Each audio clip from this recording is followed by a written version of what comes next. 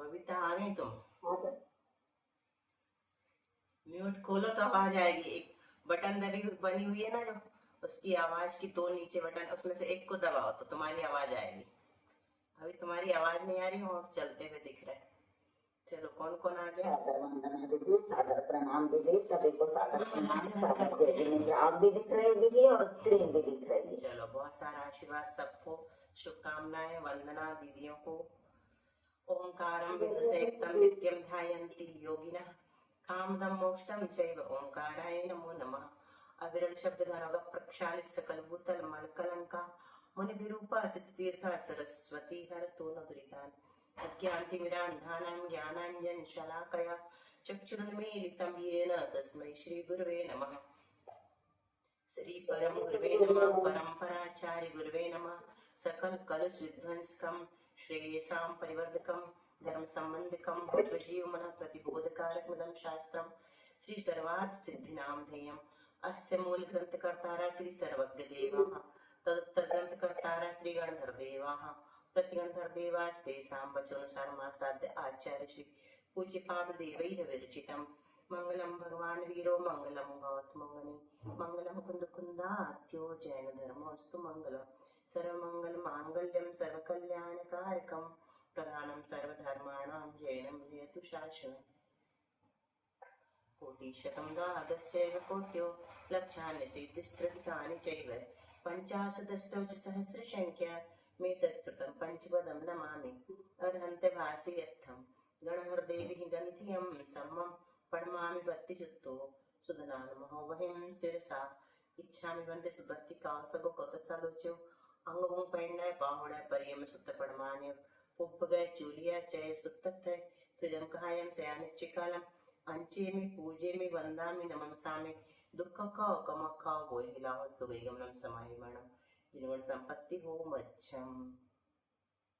नमो अरहंताणम नमो सिद्धाणम नमो आयर्याणम नमो वज्रायाणम नमो लोये सव्यसाहूनम।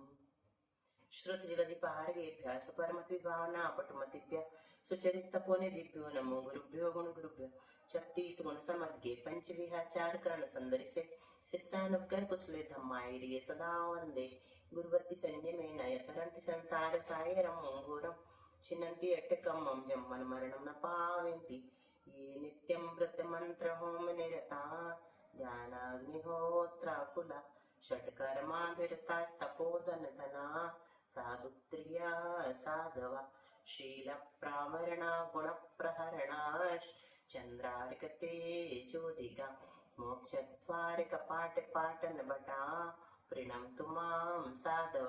गुरुवा पान्तु no नित्यं ज्ञानदर्शनायिका चारित्रारण गंभीरा मोक्षमार्गोपदेशका इच्छान्वन्ते आर्यवत्ति कासगो कोतसालोचो सम्मनान समदस समाचार जितण पंचविहाचारणम आयर्याणम आयारादि सुदनान वदेशाणम वज्जायाणम तिरण्वंतानं नयाणम सपसाणम निच्चिकालम अंचेमि पूजेमि वंदामि नमंसामि दुःख खो कमख वो हिलाव सुगैगमनम समाहिमणम जिनगुण संपत्ति हो मच्छम। मोक्ष मार्गस्य नेतारं वेत्तारं कर्म भूभृतां यातारं विश्वतत्त्वानां वंदे तद्गुणनिधये। आचार्य पूज्यपाद स्वामी जी महाराज की जय। संत शिरोमणि आचार्य गुरु श्री विद्यासागर जी महाराज की जय। आचार्य गुरु श्री समय सागर जी महाराज की जय। आचार्य गुरु श्री प्रज्ञा सागर जी महाराज की जय। परम पूज्य गुरु श्री सरल सागर जी महाराज की जय। 3 करोड़ मुनि महाराज की जय। द्वादशांग जनवाणी माता की जय। संपूर्ण हारिका माता जी की जय। पूज्य गुरुमति दृढ़मति आदि सभी बड़ी माता जी की जय। अधिका से 105 चिंतनमती माता जी की जय।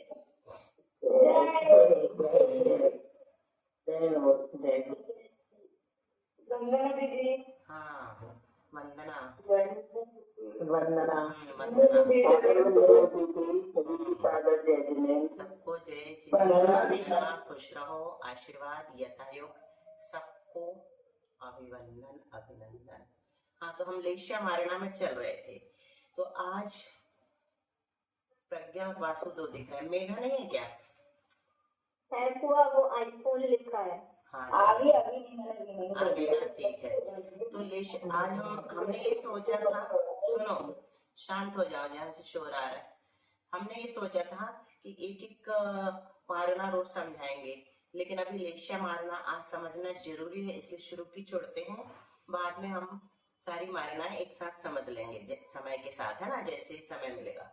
तो लेशिया किसे कहते हैं? कसाय के उदय से अनुरंजित, अर्थात कसाय से मिले हुए, कसाय से रंगे हुए। किसकी प्रवृत्ति? योगों की प्रवृत्ति। योग कितने हैं? 15 और मुख्य रूप से 3। कौन कौन से? मन, वचन, काय। तो इन तीनों योगों की प्रवृत्ति को, वो तीनों योगों की प्रवृत्ति, जैसे हम मन में कुछ सोच रहे हैं, हमारा मन योग चल रहा है, या नहीं भी सोच रहे हैं तो भी चल रहा, बताया था ना। कोई जरूरी नहीं कि हम चिंतन करें तो मनोयोग ही चलेगा, उस समय हमारा वचन योग भी हो सकता है, काय योग भी हो सकता है ना। ऐसा जरूरी नहीं कि हम बोल रहे हैं 1 घंटे तक लगातार तो हमारा वचन योग ही चलेगा, ऐसा नियम नहीं है। अंतर मुहूर्तवाद योग बदल जाता है। तो मन योग किसे कहते हैं? मन के निमित्त से होने वाले आत्मा के परिस्पंदन को, आत्मा के प्रदेशों में जो परिस्पंदन होता है उसको योग कहते हैं। तो मन के निमित्त से होगा तो मन योग, वचन के निमित्त से होगा तो वचन योग, और काय के निमित्त से होगा तो काय योग कहलाएगा। तो ये हो गया योग। तो ये योगों की प्रवृत्ति है। मन योग चल रहा है मतलब मन योग की प्रवृत्ति हो रही है, वचन योग चल रहा है तो वचन योग की प्रवृत्ति हो रही है, इसी तरह से काय योग। तो ये कषाय से अनुरंजित होता है। जैसे आप अभी जो बोल रहे हो, तो आपके वचन योगों की प्रवृत्ति से आपकी आत्मा के प्रदेशों में भी स्पंदन हो रहा है, हमारे भी। तो तुम्हारे तो हाँ ठीक है, आप बोलो। हाँ ठीक है। जैसे हमारा वचन योग अगर चल रहा है तो हमारे वचन के निमित्त से, है ना, वचन योग के निमित्त से आत्मा के प्रदेशों में जो परिस्पंदन हो रहा है उसको हम वचन योग कह रहे हैं। तुमने सुनकर के जो बोला उस समय अगर तुम्हारा भी वचन योग चल रहा है तो तुम्हारा भी वचन योग के निमित्त से परिस्पंदन हुआ। लेकिन तुमने बोला और काय योग चल रहा था, उस समय बोला तो काय योग हो जाएगा, तुम्हारा काय के निमित्त से परिस्पंदन चल रहा। लेकिन ये अपन को पता नहीं चलता, संस्कार वशात। जैसे हमने अभी बोला, है ना, तो हमारा वचन योग शुरू भी हो सकता है और हम बोलना बंद कर दें तब तक भी चल सकता है, मन योग प्रारंभ हो जाए तो। ये बहुत सूक्ष्म है, इसको इतना सिर्फ अभी समझना है कि एक योग अधिक से अधिक अंतर मुहूर्त काल तक रहता है।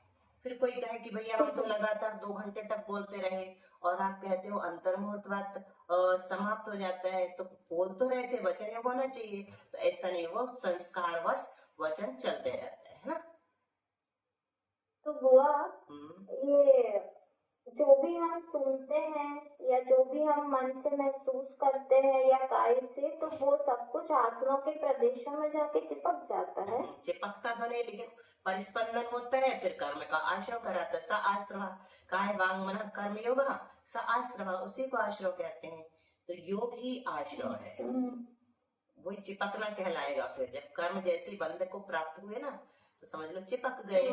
तो जितना ही योग कम होगा, मतलब प्रोफेसर एलसी जैन तो ऐसा कहा करते थे कि कम से कम मन वचन, आचार्य भी कहते हैं कि आंखों से कम देखो, मुख से कम बोलो और शरीर को कम से कम चलाओ। क्योंकि वो आजकल वैज्ञानिक तथ्य दिया करते थे, सबसे ज्यादा एनर्जी आंखों से नष्ट होती है, 80% या जो भी परसेंट। पूज्य स्वामी सागर जी महाराज जी ने प्रवचन में एक बार पूरा सुनाया था, आचार्य भी सुनाया करते थे। तो आंखों को, जैसे कि ओशो भी कहा करते थे ना, रजनीश, वो उनकी आंखें तो अधखुली ही हुआ करती थी। तो कम से कम आंखों का उपयोग करो, अगर जरूरत नहीं है तो बंद कर लो। बचपन में हम लोग एक साथ सोया करते थे, सभी भाई बहन। तो छोटी बाजू में सोया करती थी मीना दीदी, तो वो बोलती रहती थी कुछ भी और हम आंख बंद करके सुनते रहते थे। वो कहती थी नहीं तुम आंख खोलो नहीं तो हमें भूत जैसे लगती हो। आप लेटे हैं बस, कहानी से सुनना जरूरी है तो आंख क्यों खोलो। यानी बचपन से भी किसी किसी की आदत हो सकती है कि अनावश्यक अपने को आंख नहीं खोलना है। ऐसी अभी भी लाइट गोल हो जाती तो हमें बहुत अच्छा लगता है, आंख बंद कर लेते हैं। तो प्रयोग इंद्रियों का जितना कम प्रयोग करोगे, अपना ऊर्जा एनर्जी उतनी ज्यादा बढ़ती है, ऊर्जा का दुरुपयोग नहीं होता है ना। योगी लोग ये तो कहते हैं करते, फिर अंत में योग निरोध कर देते 14वें गुण स्थान में, मोक्ष चले जाते हैं, पूरे योग अयोगी बन जाते हैं। ठीक है, तो कषाय, हाँ, कषाय के उदय से अनुरंजित, तो जब भी योग होगा तो कषाय हर एक जीव की हमेशा होती है। कोई भी एक जीव 10वें गुण स्थान से पहले, 11वें से पहले कोई भी एक जीव ऐसा नहीं है जिसके पास कषाय ना हो। 10वें में भी, 10वें का नाम क्या है? सूक्ष्म सांप्राय। और सांप्राय का अर्थ क्या होता है? कषाय। तो कषाय वहां पर है, लेकिन कैसी हो गई है? सूक्ष्म हो गई है, बहुत मंद हो गई है, तो वहां तक कषाय है। फिर 11वें में कषाय है कि नहीं? नहीं है, मतलब दबी हुई है तो सत्ता में तो है, लेकिन उदय में नहीं है ना, उदय उदीर्ण रूप में नहीं है, तो उसको नहीं ही कहते हैं, कषाय रहित कहते हैं उसको। और 12वें का तो नाम ही है क्षीणमय, तो वहां भी कषाय नहीं, 10वें तक ही कषाय है। तो कषाय से अनुरंजित जो योग की प्रवृत्ति है, तो ये हमेशा होती, 13वें गुण स्थान तक होती रहती है। तो अभी कषाय कहाँ तक बताई हमने? 10वें तक। और योग जो है 13वें तक है। आप लोग पूछ सकते हो कि योग 13वें तक क्यों है वहां, तो कषाय अनुरंजित योग नहीं है ना। 11वें से कषाय नहीं है, 12वें 13वें में, लेकिन योग है, तो वहां पर योग प्रवृत्ति बस वाला बड़े ग्रंथों में आया, योग प्रवृत्ति लेश्या। बड़े ग्रंथों में उनको और लक्ष्य करके परिभाषा बनाएंगे, योग प्रवृत्ति लेश्या। योग की प्रवृत्ति को लेश्या कहते हैं, लेकिन छोटे बच्चों को समझाने के लिए अकेला योग नहीं कहते हैं, मतलब छोटे बच्चे से मतलब सारे 7वें गुण स्थान तक के मुनि महाराज ले लो, तो उनके लिए क्या क्या? कषाय अनुरंजित योग की प्रवृत्ति होगी तो इसको लेश्या कहेंगे, अथवा लिम्पति लेश्या। तो कल जो बोलिए बोलिए, जल्दी बोलो दीदी, जल्दी बोलिए। हाँ, लेश्या की परिभाषा बोल दे। बोलो। लिम्पय्यप्पि किरयेदियेनि अपुन्न पुन्नं च जीवोत्तिवोदि लेस्सा गुण जानय खादा प्रणाम वंदनादि। ये जीव कांड की गाथा विजय जी ने सुनाई। इनको हजारों गाथाएं याद हैं, इतना इनका क्षयोक्षम बहुत विशेष है, और अबव 70 है, हो सकता अबव 80 भी हो, है ना। इतना स्वाध्याय से इनको प्रेम है कि कहा नहीं जा सकता, और ये पारुल प्रकट हुई, ये भी ऐसे ही है। तो अभी हमने क्या सुना? हाँ, तो 13 तो वहां पर योग की प्रवृत्ति का, अच्छा हम एक बात बता रहे थे कि जैसे हमने कल पूछा कौन सी लेश्या है हम लोगों की, तो सविता दीदी ने क्या कहा था? पीत लेश्या। सही कहा था। क्यों कहा था? क्योंकि लेश्या के लक्षणों से हम अपने आप को पहचान सकते हैं। अब पहले अभी तो हमने लेश्या की परिभाषा सुनी, अब बताओ लेश्या मारना किसे कहते हैं? कौन बताएगा? कषाय से अनुरंजित योगों की प्रवृत्ति को लेश्या कहते हैं। ये तो लेश्या की परिभाषा हो गई। हमने लेश्या की गाथा किसी भी जीव का, हमने लेश्या मारना, हाँ बहुत अच्छा, किसने बोला? मेघा ने, बोलो। लेश्या के माध्यम से किसी भी जीव का या आत्मा का निरीक्षण करना लेश्या मारना। तो लेश्या और लेश्या मारना में ये अंतर है। 6 लेश्याओं के माध्यम से जो हम जीवों की खोज करते हैं, पहचान, खोज मतलब पहचान, है ना, उसको क्या कहते हैं? लेश्या मारना कहते हैं। अब चलो, अब लेश्या के कितने भेद हैं मालूम है सबको ना, कृष्ण नील कापोर पीत पर्ण शुक्ल। अब लक्षण क्या है? तो हम इसलिए बता रही है कि जैसे कल कहा, एक मिनट क्या आ रहा है बाल सा, हाँ कल क्या कहा था कि हमारी पीत लेश्या है ना, तो इस पीत लेश्या के लक्षण क्या है अगर वो हम में घट रहे हैं? सबसे पहले बताओ कृष्ण लेश्या वाला कैसा होता होगा? तो कहते हैं दुराग्रही होता है, वो उपदेश का अवमान करता है, मतलब उपदेश से घृणा करता है, और तीव्र वैर करता है, विषयों में लंपट होता है, लंपटी होता है, और मान माया आलस अति क्रोध निर्दयता क्लेश ताप हिंसा असंतोष आदि तापस भाव कृष्ण लेश्या के लक्षण है। अब तो समझ में आ जाएगा ना प्रज्ञा कि कृष्ण लेश्या किसकी होती होगी, है ना। तो कृष्ण लेश्या खराब है, बहुत खराब है। कृष्ण लेश्या कहाँ से कहाँ तक होती है? सविता दीदी कौन से गुण स्थान से कौन से गुण स्थान तक? पिंकी दीदी बताओ। 7वें गुण स्थान स्थान तक। पहले से चौथे गुण स्थान तक कृष्ण लेस्या, है ना, पहले से चौथे तक। अब नील लेस्या कैसी होती होगी, तो कहते हैं आलसी होता है, वो मूर्ख होता है, कार्य में निष्ठा नहीं होती, विषयों की अभिलाषा होती है, अत्यंत गृद्धता होती है, अत्यंत मानी होता है, तृष्णा उसके अंदर ज्यादा होती है, झूठ बोलता है। इस तरह के भाव जो है वो नील लेस्या के लक्षण है। तो ये भी अपन लोग के अंदर नहीं है, तो अपने 2 बच गए, है ना, 2 से अपन बच गए। अब चलो कापोत में। तो कापोत वाला मात्सर्य करता है, मात्सर्य मतलब ईर्ष्या टाइप का होता है, पैशून्य मतलब चुगली करता है, अपनी प्रशंसा करता है और प्रशंसा करने वाले को धन देता है। ये सब कापोत लेस्या के लक्षण हैं।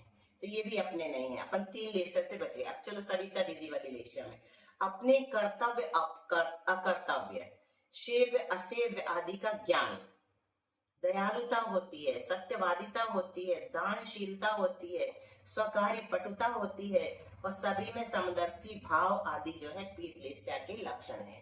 तो इनमें से हमारे अंदर मिल रहे हैं प्राय ना, अपन सब कुछ ऐसे ही बनना चाहते हैं सब लोग, ठीक है कि नहीं।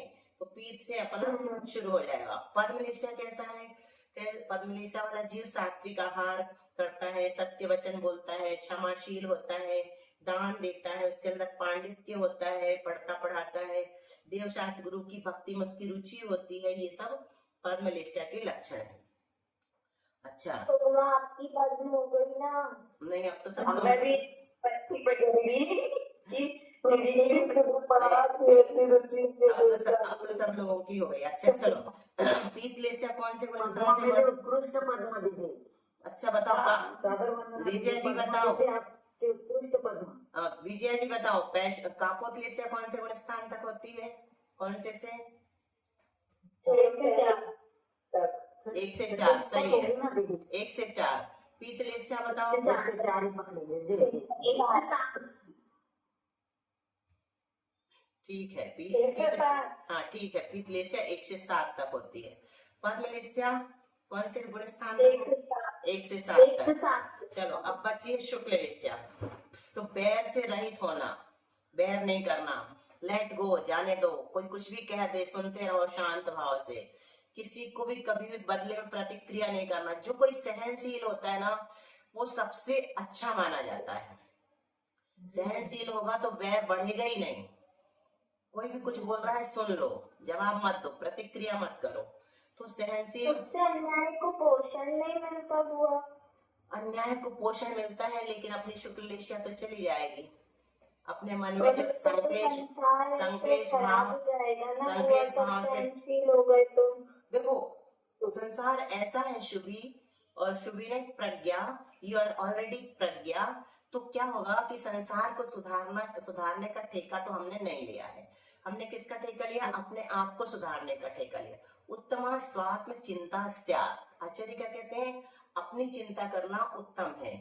देह चिंता च मध्यमा, देह शरीर की चिंता करना मध्यम है। अधमा काम चिंता स्यात्, पंच इंद्रिय के विषयों की चिंता करना अधम है। और पर चिंता धमा धमा, दूसरे की चिंता करना अधम से भी अधम है। तो दूसरे को सुधारने के चक्कर में ना फिर हम ही कर्म बांधने लगते हैं। इसलिए आचार्य श्री अपने जो है ना आज अभी वाले, वो कितने अंतर्मुखी हैं, वो दुनिया की परवाह नहीं करना चाहते। इवन अपने आचार्य, बड़े आचार्य श्री तो कहते थे दुखी जीवों को छोड़ के ऐसे तो जाऊं मोक्ष सोचता, लेकिन इनको ज्यादा नहीं रहती। ये कहते मैं कहाँ तक बाहर आऊं, कैसे बाहर आऊं, मेरे से नहीं होता। उनको भीड़ से बचने की पड़ी रहती, भीड़ नहीं चाहिए उन्हें। अपने अंदर में बस उत्तम स्वात्म चिंता वाले हैं वो। आत्म कल्याण करो। लोक कल्याण की भावना तो तीर्थंकर, हाँ तो बड़े आचार्य श्री के अंदर थी। छोटे आचार्य श्री सोचते हैं कि आत्म कल्याण करो, अपन तो गणधर बन जाएंगे, तीर्थंकर रहने दो। आचार्य श्री के गणधर। लोक कल्याण की भावना तो होना चाहिए। देखो लोक कल्याण की भावना तो होना चाहिए, और जहाँ इतना करो कि अपने अंदर संक्लेश ना हो, इतना तो सुधारो लोगों को। संक्लेश जब होने लगता है तो फिर माध्यस्थ भावम विपरीत वृत्तम, फिर माध्यस्थ हो जाओ, तटस्थ, लेट गो करो। तो शुक्ल लेस्या का पहला लक्षण क्या बताया, बैर नहीं होता वो। और शत्रु के, आपको तो गुस्सा ही नहीं आती ना। हाँ हमको गुस्सा आती है, लेकिन नहीं आती। प्रज्ञा सागर जी को नहीं आती। साड़ी आपको मेरी दीदी बड़ी वाली। हाँ, 3 हो गए। शत्रु के आपका दोषों, तो गुस्सा देखा ही नहीं दीदी हमने। देखो इसमें लिखा शुक्ल लेशा के लक्षण में। देखा आपको गुस्सा करते हुए। दूसरा लक्षण क्या लिखा? शत्रु के दोषों पर भी दृष्टि नहीं देना। प्रज्ञा, तुम्हारे प्रश्न का जवाब आ गया। अगर शुक्ल लेशा में जाना है तो शत्रु के दोषों पर भी दृष्टि नहीं डालनी है अपने को, और निंदा नहीं करना है। निंदा तो नीच गोत्र के आश्रम का कारण है, बंध का कारण, तो करने नहीं चाहिए। पाप कार्यों में उदासीन रहना चाहिए। जैसे हमेशा अपन लोग पुण्य कार्यों में संलग्न होना चाहते हैं, वैसे ही वही अच्छा है। और मोक्ष मार्ग में रुचि, ये भी अपने मिल रहे हैं बहुत सारे लक्षण। शुक्ल लेशा के लक्षण ये कहाँ से कहाँ तक होती है? 1 से 13। 1 से 13, बहुत अच्छा। लेशा मारणा में हमें क्या लगाना है? कौन सी लेशा लगाना? भाव लेशा लगाना। 2 प्रकार की लेशा होती है, एक द्रव्य लेशा और एक भाव लेशा। द्रव्य लेशा किसे कहते हैं विशेष? बोलो बोलो प्रज्ञा, बोलो शैली, प्रीति, पिंकी दीदी। शरीर के कलर से, रंग से। हाँ, शरीर के रंग के आधार पर द्रव्य लेशा होती है। जो गोरा होता है उसकी शुक्ल लेशा है, जो काला होता है उसकी कृष्ण लेशा है, और बीच के रंग वाली भी सारी लेशाएं बन जाए। हाँ, द्रव्य लेशा ऐसे बनती है। तो वो उससे यहाँ प्रयोजन नहीं। यहाँ लिखा है लेशा मरणा में भाव लेशा ही इष्ट है, द्रव्य लेशा से कोई प्रयोजन नहीं है ना। कषाय और लेशा दोनों भिन्न भिन्न ही है, एक नहीं हो सकते। कषाय कई लोग कह देते हैं कषाय अनुरंजित प्रवृत्ति लेशा है, तो दोनों एक मान लो, तो नहीं। क्यों? क्योंकि केवल कषाय को लेशा नहीं कहते हैं, है ना, अपितु कषाय अनुवृद्धि योग की प्रवृत्ति को लेशा कहते हैं। तो कषाय उदय से, अतः कषायोदय के तीव्र मंद आदि तरतमता से अनुरंजित लेशा भिन्न नहीं है। चलो इसको छोड़ो। वैमानिक देवों में द्रव्य और भाव दोनों लेशा समान होती हैं। देखो अब 4 गति हैं, कौन कौन सी? श्रुति भाभी कहाँ है? हाँ, नर, त्रियंच, मनुष्य और देव, है ना। तो वैमानिक देवों में द्रव्य और भाव दोनों लेशा समान होती है। द्रव्य और भाव कैसे? अगर वो उज्जवल वर्ण के हैं तो उनकी शुक्ल लेशा होगी, शुक्ल लेशा है तो सफेदी रंग के होंगे, एक ही होती है। मतलब द्रव्य लेशा, भाव लेशा जो होती है वो रंग भले ही ना हो उनका, उस कलर के भले ही वो ना हो। जैसे उनकी पद्म लेशा है, शरीर का कलर पद्म नहीं है तो भी उनको द्रव्य से भी पद्म लेशा मानेंगे और भाव से भी पद्म लेशा मानेंगे।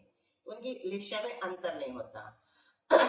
किंतु अन्य जीवों में जिसका कलर गोरा है तो उसके शुक्ल लेशा रहेगी। द्रव्य से, और उसका कोई मूल्य नहीं है, मतलब उससे कर्म नहीं कटते हैं, उससे कुछ भी नहीं होता है। द्रव्य लेशा से शुक्ल लेशा ही मानी जाती है। पूर्ण पुण्य से मिला है। हाँ, पूर्व पुण्य से द्रव्य से शुक्ल लेशा मिली, ये कहो ना, द्रव्य से शुक्ल लेशा मिली, ऐसा। आपका कलर गोरा है। हाँ, गोरा नहीं है, सांवला नहीं है, ऐसा कहो। क्योंकि यदि मानोगे तो धवल, देखो क्या कहा, किंतु अन्य जीवों में नहीं होती है द्रव्य लेशा और भाव लेशा एक। क्योंकि यदि ऐसा मानेंगे तो बगुला कैसा होता है? सफेद होता है। तो फिर क्या होगा? उसकी भी भाव लेशा का शुक्ल होने का प्रसंग आ जाएगा।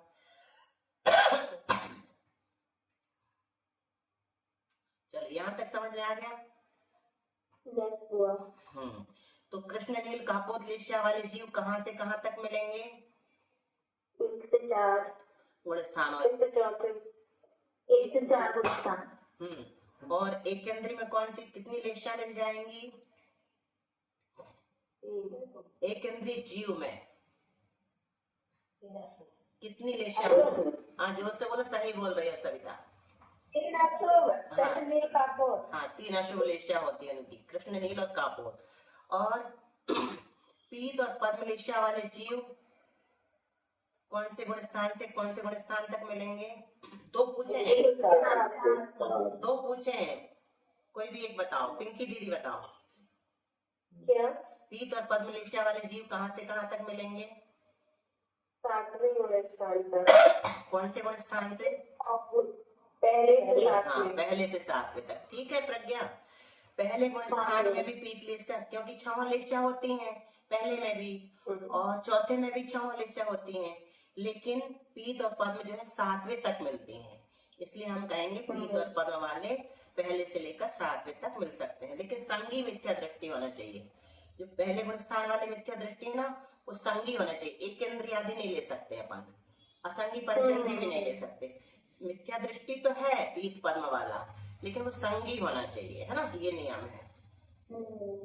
6 लेशियां जरूर होती हैं 4थे गुण स्थान तक, लेकिन असंगी को नहीं होंगी, संगी को होंगी पीत पद्म लेशिया। और शुक्ल लेशिया वाले जीव कहाँ से कहाँ तक मिलेंगे? संगी मिथ्या दृष्टि से 13 तक मिल जाएंगे। और 13 के आगे वाले जीव कैसे होते हैं? हाँ, लेशिया रहित। तो कषाय से रहे 11वें, 12वें और 13वें गुण स्थानों से पूर्व जो योग प्रवृत्ति, 11 से भी पूर्व कह दिया है, कषाय से अनुरंजित है, वही यह है। ठीक है, अब शुक्ल लेशिया, चलो अपना ये पढ़ लेते हैं, क्योंकि इतना समझ में आ जाएगा तुमको लेशिया मारना। चलो 10वें गुण स्थान तक लेशिया व कषाय से अनुरंजित, और 10वें के बाद 11वें, 12वें, 13वें गुण स्थान में योग से। हाँ, योग प्रवृत्ति से, बस योग प्रवृत्ति लेशिया, उसकी परिभाषा आई है राजवार्तिक में। दीदी लेशिया में परिवर्तन भी हो सकता है। हाँ, अब ये परिवर्तन ही बताएंगे। तीनों अंतर्मूर्धवत परिवर्तन हो जाता है। जैसे स्वर्ग में देव है तो देवों की भी लेशिया में परिवर्तन होता है। अगर पीत लेशिया है, पीत लेशिया में ही मध्यम के बहुत सारे स्थान होते हैं, उनमें अंतर आता रहेगा, अंतर्मूर्धवत, इसमें आएगा विषय। चलो यहाँ से लेकिन हमने कभी पढ़ा था दीदी कि देव और नारकियों की लेशिया परिवर्तित नहीं होती। नहीं, लेशिया नहीं बदलेगी, लेकिन उसी लेशिया के अंतर्गत तरतमता आएगी, लेशिया नहीं बदलेगी। तीव्रता 4 होते ना, मंद, मंद, तीव्र, तीव्रता, उसी अपेक्षा से बदले। चलो संख्या दीदी आपने एक बार, हाँ, वो अपन ने पढ़ा था। लेशिया मारना दिख रही प्रज्ञा तुमको यहाँ स्क्रीन पे? हाँ, यहाँ से पढ़ो 3-4 लाइन, मेरा गला जब तक ठीक कर लो। लेशिया मार्गिणा के अनुवाद से 6 लेशिया वाले जीवों के तीनों सम्यक दर्शन होते हैं, किंतु लेशिया रहित जीवों के एक क्षायिक सम्यक दर्शन ही होता है। बस रुको, अब देखो, रुक जाओ, देखो कैसे लगाएंगे तीनों सम्यक दर्शन। वैमानिक देवों में 9 ग्रीवेक तक तीनों ही सम्यक दर्शन हो सकते हैं ना, 9 ग्रीवेक तक तीनों ही हो सकते हैं। और 9वें ग्रीवेक से ऊपर कितने सम्यक दर्शन होते हैं, किसी को याद है बच्चों? नहीं, देखो ऑप्शन में होगा,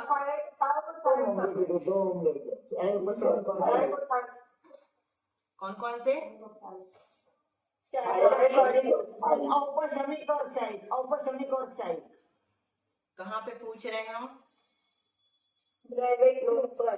तो ऑप्शन में कौन सा होगा? हाँ, द्वितीयोपसम की अपेक्षा बनेगा।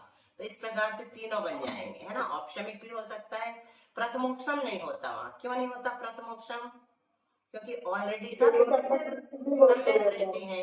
होता है ना प्रथमोपसम। हाँ, तो वैमानिक देवों में 9 ग्रीवेक तक तीनों ही सम्यक दर्शन हो सकते हैं। और अनुदिश और अनुत्तर विमानों में जन्म के समय द्वितीयोपसम संभव है। क्षयोपसम और क्षायिक तो पाए जाएंगे। तो वहां पर लेशिया, स्वर्गों में लेशिया कहीं पीत है, कहीं पद्म, कहीं शुक्ल है, तो 3 लेशिया तो वहीं मिल गई, है ना। यह बताए ना, क्या पढ़ा था तुमने? 6 लेशिया वाले जीवों के तीनों सम्यक दर्शन होते हैं। तो 6 लेशिया वाले तीनों सम्यक दर्शन में अपने को 6 लेशिया देखना है। तो वैमानिक में अपने को ऊपर 3 मिल गए, है ना, वैमानिक देवों में। अब अपने को देखना नरक गति में। चलो, तो नरक गति में पहली पृथ्वी में कापोत लेशिया होती है, कृष्ण नहीं होती है ना, कृष्ण नीचे होती है। तो वहां तीनों सम्यक दर्शन बनते हैं, है ना। तो कापोत लेशिया में भी मिल गए अपने को तीनों सम्यक दर्शन। अब कौन सी? कृष्ण और नील में ढूंढना है। तो मनुष्य गति में बताओ किसकी कृष्ण लेशिया होगी तीनों सम्यक दर्शन के साथ या क्षायिक के साथ? तो भरत चक्रवर्ती ने क्या किया था? बाहुबली के ऊपर चक्र चलाया था। तो चक्र चलाना आचार्यों के अनुसार मारने की इच्छा या हथियार उठाना, ये कृष्ण लेशिया का लक्षण है। तो क्षायिक सम्यक दृष्टि को भी कृष्ण लेस्या हो सकती है ना। बाप रे। और अपन नहीं पढ़ सकते उनके परिणाम वैसे थे कि नहीं, है ना, मारने के थे कि नहीं, लेकिन अवधि ज्ञानी अगर कोई वहां पर हो तो वो बता सकते हैं कि उनके परिणाम कृष्ण लेस्या के हैं अथवा दूसरी लेस्या के हैं, है ना। तो इस प्रकार मुनि का से एग्जाम्पल दीपायन मुनि का एग्जाम्पल भी आ सकता है इसमें। कैसे? मतलब वो ऋतिधारी मुनि थे तो उनकी लेस्या उत्तम ही रही होगी, और जब उनके परिणाम खराब हुए और पूरी द्वारिका जली, उनके परिणामों से समय उनकी कृष्ण लेस्या आई होगी ना। हाँ, कह सकते हैं। वहां तो सब जगह जहाँ पर भी मारने के भाव होते हैं कृष्ण लेस्या के परिणाम, तो उत्पत्ति की अपेक्षा जो है वो लेस्या अलग अलग होती है। नरक गति में प्रथमोपसम अथवा क्षयोपसम सम्यक्त्व की उत्पत्ति अगर देखें तो जहाँ जो भाव लेस्या है, देखो नरक गति में क्या सम्यक दर्शन के लिए शुभ लेस्या जरूरी है, प्रथमोपसम सम्यक दर्शन प्राप्त करने के लिए शुभ लेस्या का होना जरूरी है, लेकिन नरक गति में तो 3 अशुभ लेस्या ही होती है, फिर भी वहां पर सम्यक दर्शन होता है। तो जहां पर जैसा भाव है ना, नरक गति में जहां जो भाव लेस्या है उसी के साथ प्रथमोपसम अथवा क्षयोपसम उत्पन्न होता है, क्योंकि वहां पर कोई दूसरा ऑप्शन ही नहीं है ना। तो उसी में अपनी लेस्या भी बदलती रहती होंगी तो अंतर्मुहूर्त में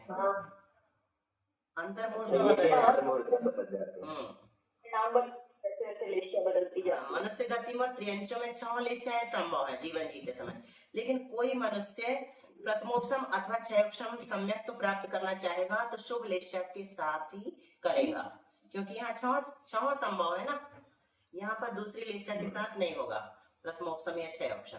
कहाँ पे शुद्धि बढ़ेगी, बढ़ेगी तो लेस्या करना और शुद्धि बढ़ेगी। और क्षायक सम्यक दृष्टि जीव यदि क्षायक सम्यक दर्शन प्राप्त करना चाहे तो वो भी शुभ लेस्या के साथ ही कर पाएगा, और सम्यक तो होने के बाद फिर कोई भी लेस्या हो सकती है। जैसे क्षायक सम्यक दर्शन प्राप्त कर लिया भरत चक्रवर्ती ने, फिर उसके बाद भी उनकी कृष्ण लेस्या कही जा सकती है पुराणों के अनुसार, है ना। मनुष्य गति में लेस्या परिवर्तन संभव है, त्रियंच गति में भी लेस्या परिवर्तन संभव है। त्रियंच गति में 1 इंद्रिय से लेकर 4 इंद्रिय तक 3 लेस्याओं का परिवर्तन होता है। क्यों, बताओ कारण? हाँ, क्योंकि उनकी 3 लेस्या ही पाई जाती है। बहुत बढ़िया। और असंगी पंचेंद्रियों में कितनी लेस्याओं में परिवर्तन होगा? 5, क्योंकि असंगी में 4 असंगी में 4 पाई जाती है। पीत लेस्या भी आ जाती है। हाँ, असंगी पंचेंद्रिय की 4 लेस्या होंगी, और संगी से फिर सैनी पंचेंद्रिय त्रियंच मनुष्य में चौथे गुण स्थान तक 4 लेस्याओं का परिवर्तन होगा। मनुष्य गति में 5वीं, 6वीं और 7वीं, इन 3 गुण स्थानों में कितनी लेस्या मिलेंगी? 2। 5वें में कितनी होंगी सविता? 3 होंगी, 3 शुभ लेस्या होंगी। बहुत अच्छा। सविता दीदी का 5वां गुण स्थान है, इसलिए जल्दी जल्दी बता देती है कि पीत लेस्या है हमारी और 3 शुभ लेस्या होंगी। बहुत अच्छा। 2 प्रतिमाधारी से अच्छा, सरल में सबसे कठिन लेस्या लगती लोगों को। 5वें गुण स्थान से सुन लो, बहुत अच्छी बात, इसलिए प्रतिमा लेने के भाव बनाओ। 5वें गुण स्थान से 3 शुभ लेस्या ही होती हैं, इसलिए यहाँ पर 3 शुभ लेस्याओं में परिवर्तन होगा, 5वीं, 6वीं और 7वीं में। और 8वें से 13वें तक कितनी लेस्या होती हैं? 1। बहुत अच्छा। कौन सी है? शुक्ल। बहुत अच्छा, शुक्ल लेस्या ही होगी। अब देव गति में अगर हम जाएं तो भवनत्रिक में कितनी लेस्या होंगी? भवनवासी, व्यंतर और ज्योतिष, 3 प्रकार के देव भवनत्रिक कहलाते हैं। उनकी कितनी लेस्या हो सकती हैं? 3 होती हैं, लेकिन निवृत्ति अपर्याप्त अवस्था में 4 हो जाती हैं। वहां पर पीत लेस्या बन जाती है ना, पीत लेस्या के साथ वहां पर जा सकते। कौन जाएंगे? भोग भूमि के मिथ्या दृष्टि अगर भवनत्रिक में जन्म लेते ना, भोग भूमि के जीव कहाँ जन्म लेते हैं? फिर से बताओ। विशेष रुको बड़े लोग रुक जाओ, विशेष बता रहा। विशेष भोग भूमि के जीव कहाँ जन्म लेते हैं? नहीं, मिथ्या दृष्टि हो तो भवनत्रिक में, और सम्यक दृष्टि होंगे तो वैमानिक में भी कहाँ जाएंगे?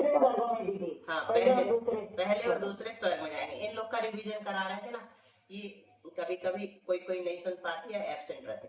तो भोग भूमि के जीव, अब बताओ विशेष, अब रिपीट करो, भोग भूमि के जीव अगर मिथ्या दृष्टि है तो कहाँ जन्म लेंगे? मिथ्या दृष्टि होंगे तो भवनात्रिक में, और सम्यक दृष्टि होंगे तो वैमानिक में, प्रथम और द्वितीय सर्ग में। प्रथम और द्वितीय सर्ग में, ठीक है। तो देवगति में बताया भवनात्रिक में निर्वृत्त या पर्याप्तक की अपेक्षा से 4 लेश्याएं होती हैं। तो भोग भूमि में पीत लेश्या होती है, तो वहां से लेकर के जाएंगे तो निर्वृत्त या पर्याप्त अवस्था में पीत लेश्या बनेगी, है ना, और 3 हो जाएंगी। कर्म भूमि से जाने वालों की अपेक्षा चौथी भोग भूमि से जाने की अपेक्षा, कर्म भूमि से जाने वाले की 3 लेश्या होंगी, कर्म भूमि से जो भवनात्रिक में जाएगा उसकी 3 लेश्या होंगी, और भोग भूमि से जाने वाले की 4 लेश्या होंगी भवनात्रिक में। समझ में आ गया? श्रुति भाभी बहुत दिनों से शांत है, बताओ क्या बताया अभी? कर्म भूमि से जो भवनात्रिक में जाएगा उसकी कितनी लेश्या होंगी प्रज्ञा? और भोग भूमि से जो जाएगा उसकी कितनी होंगी? 4। चलो 3 मिनट बचे हैं, लेश्या का थोड़ा बहुत कल और बता देंगे। मीना दीदी कहाँ है? छोटी बुआ कुछ बता रहे हैं क्या आज? और किसी को कुछ बोलना हो खास तो बताओ, कोई कुछ पूछना चाह रहा हो तो पूछ लो। नए नए लोग आ गए हैं 20। देखो दिनों दिन तुम लोगों ने, देखो ये तुम लोगों को पुण्य अर्जन में निमित्त बन रही है। प्रज्ञा वासु ये क्लास पर्युषण पर्व में हमने तुम लोगों से कहा था कि तुम लोग पढ़ो, और तुम लोग दोनों मिलकर के 20 लोगों को पढ़ा रहे हो। बताओ कितनी बड़ी बात है। तो कितना धर्मोपदेश, सम्यक दृष्टि के 8 अंग के नाम बताओ। कांचे, निर्विचिकित्सा,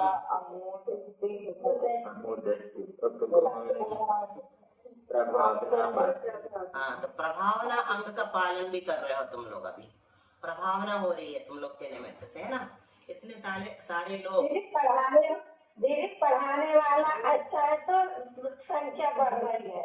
ऐसा कुछ नहीं है। सही बात, एकदम करेक्ट, इसी बात पे तालियां। पढ़ाने वाला अच्छा है, नहीं, पढ़ने वाले ना सब अच्छे अच्छे जुड़ गए एक साथ। ऐसा पढ़ाने वाला मिला तो हमारा मन हो गया। ये बात तो सही है, सभी तो पढ़ती नहीं इतनी आसानी से। हर किसी हाँ, साथ में रहती 24 घंटे, और इन्हें कितना सारा पूरा पढ़ डाली।